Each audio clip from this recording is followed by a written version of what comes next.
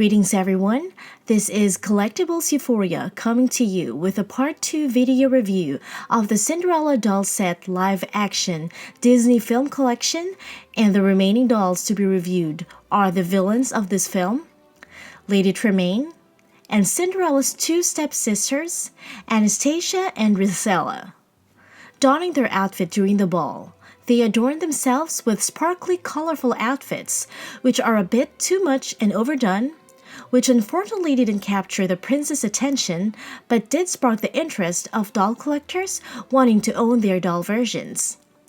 Lady Tremaine's outfit is also a beautifully intricate classic gown, which is worthy of a collector's version, and is one of the selling point for this collector's doll set.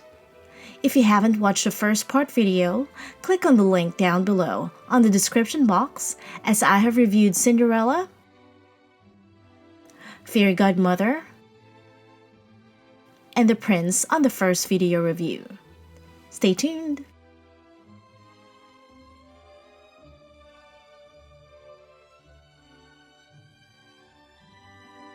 Lady Tremaine, a woman of grace and refinement, is portrayed by actress Cate Blanchett, who serves as the inspiration for this doll creation.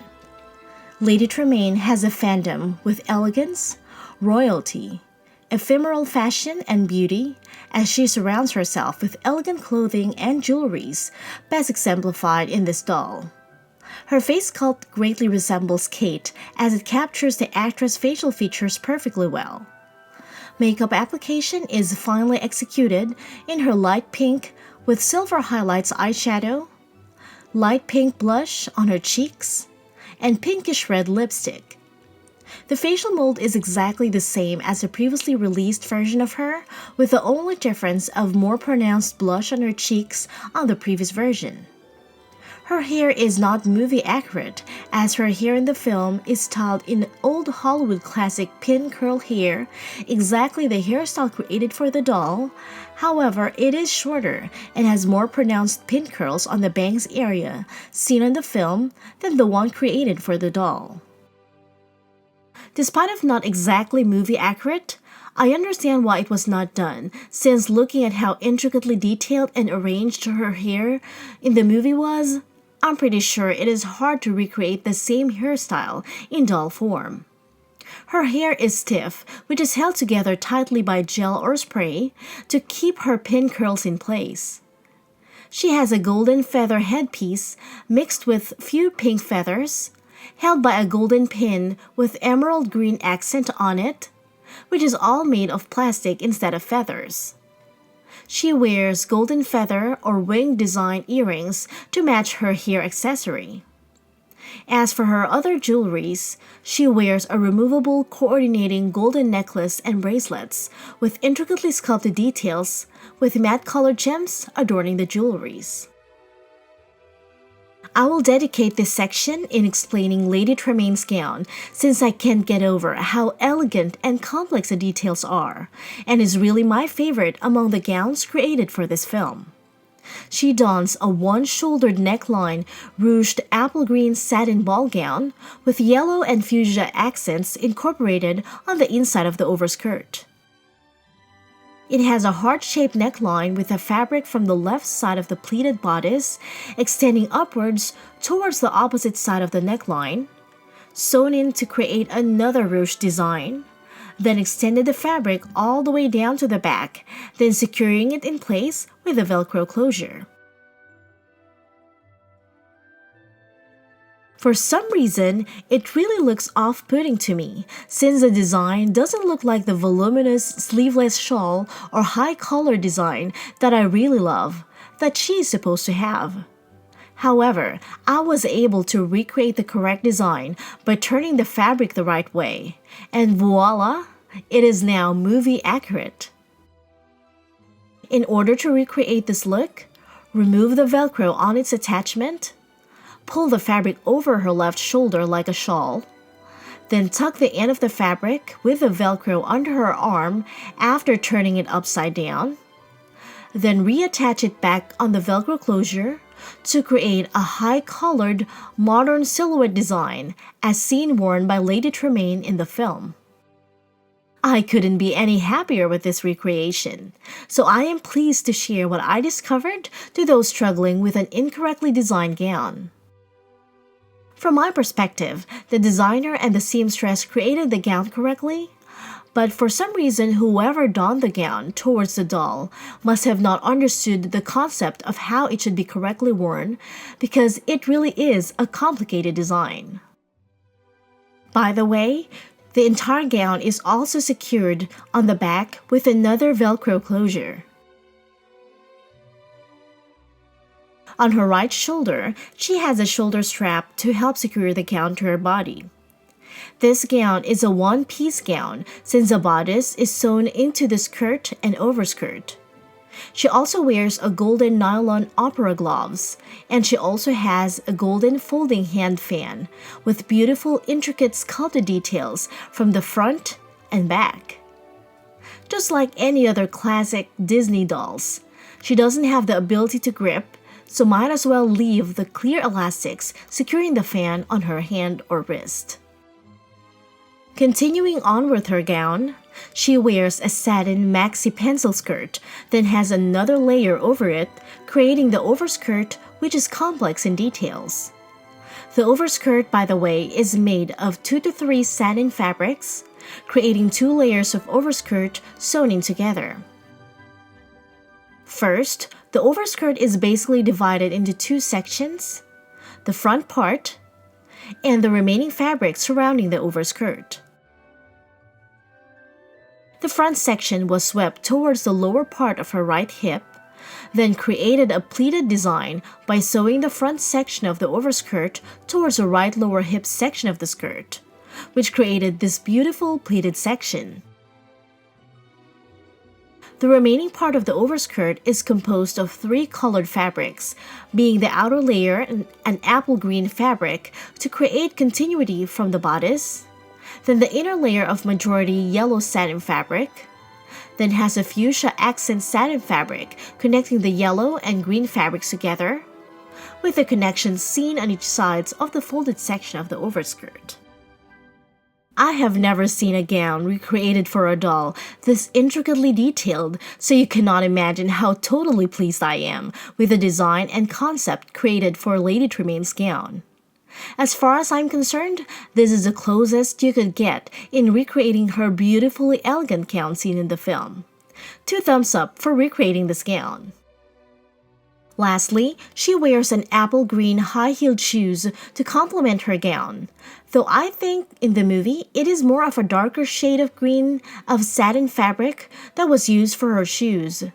It's just really hard to see since you can barely see her shoes from the gown she is wearing. I also have the Mattel version of Lady Tremaine's royal ball gown, since I initially purchased it when it was first released because Disney did not release yet a version of this gown.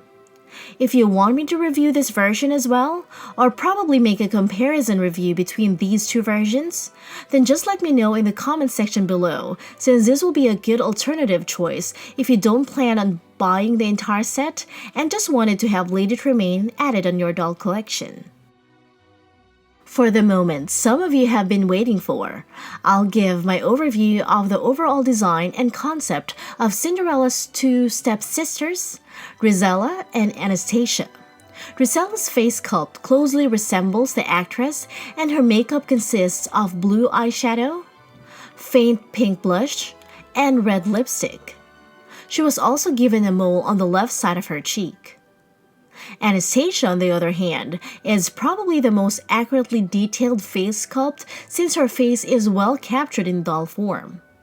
Her makeup is also spot on, similar to Drisella, and she also wears a red lipstick. Just like Drisella, she has a mole, but seen on the right side of her cheek. Drisella's hairstyle is a deep wave curls with her hair parted to the left. Then she has some strands of spring curls falling on the right side of her hair.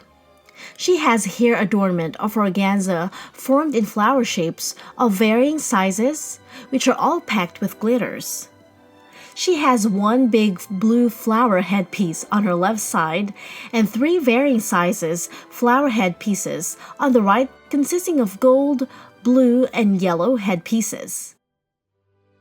Her hair feels hard to touch due to gel application keeping her curls in place. The hairstyle looks somehow weird, but then again, that is the concept they were aiming for, I guess. As for Anastasia's hair, she has bigger chunks of spring curls all throughout her hair, with her hair pulled up like in a bun. Then the curls were done all over her hair, with the smaller section at the top also given spring curls to finish the look. Her bangs were curled in an old Hollywood-style look. As far as hair is concerned, I would say her hair is also the most accurate among her other family members. Also, her spring curls are not as stiff to touch, and the only part that feels tight is in the area of her bangs. She has 2 half tiara headpieces on each side of her hair. However, my doll's headpiece is messed up, with the one on the left side turned upside down. I tried fixing it by twisting it around, but I have to cut off the strings that attach to it in order to do that, so I just left it out as it is for now. Unlike her sister, she has only fuchsia pink flower accents on her hair, with the flowers having the same sizes placed in the middle part of her hair and on the right side towards her ear. They also have removable coordinating jewelries they were wearing for their earrings and necklace, with Drisella having a flower-shaped earrings with purple gems embedded to it, while Anastasia has ruby gems for her flower-shaped earrings. Both of their necklace has the same sculpted details of gold, with Drisella having a green and violet matte-colored gems, while Anastasia has pink and purple matte-colored gems. Both of them also wears opera gloves, with Drisella wearing a yellow nylon gloves, while Anastasia wears a fuchsia nylon gloves. They have individual folding fan, with Drisella having a majority yellow fan with some design patterns on it, while Anastasia has a pink fan. The details on both fans were intricately detailed. I really appreciate all the details incorporated with it. Both the sisters have similar design and fabrics used on their sleeveless ball gowns, except for the color choice, with Drisella having more hues of blue-green, while Anastasia's color is majority pink. Both of their bodies and skirt are made of glittering organza with metallic and iridescent ink accents of flower patterns seen all throughout the gown, which is actually the first time I've seen used in a fabric for dolls' clothes, and I would say that it really helps pop out those colors, making their gowns appealing to look at. Both of their gowns have Velcro closure on the back.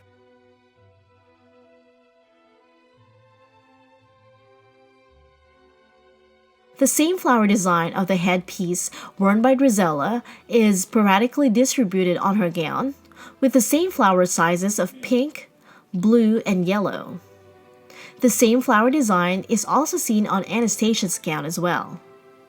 The flower designs are also distributed on the heart-shaped neckline area for both of them, with the same pattern of flower arrangement, and the flowers again are all varying sizes.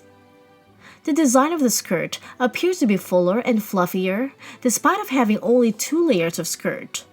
The sewn-in design appears to have crinoline, which in reality enables the skirt to spread even wider, which was unfortunately not executed well in Cinderella's version, which should be actually much fuller since it has 3 layers of skirt. Both of them were given flats for their shoes, with Drisella wearing a pearlescent light blue flats, while Anastasia wearing a pearlescent pink flats. This wraps up the review of all the doll inclusions on the Cinderella doll set live-action film collection. All the dolls are unique in their own way. The fabrics chosen were high-quality fabrics, with the design and look closely resemble their movie counterpart. Appropriate colors were designated, with the iridescent ink patterns applied glamorously on the gowns of the 2 stepsisters, which is my favorite detail application among all the design choices. Lady Tremaine's gown was not correctly executed on the collar area, but with a few tweaks of imagination and recreation can be done to reflect the similar design she was wearing in the film. The details closely capture her movie counterpart, and the outfit is the best creation I have seen executed in doll form. This doll set is more of a collector's doll and not a playable doll for kids, since the quality of the doll gears towards more of the collector's side than for overall play value for kids. This set is by far the best film collection doll ever created by Disney, and I highly recommend this doll collection set to any Cinderella fans, doll collectors, and Disney enthusiasts. Have a magical day. Bye!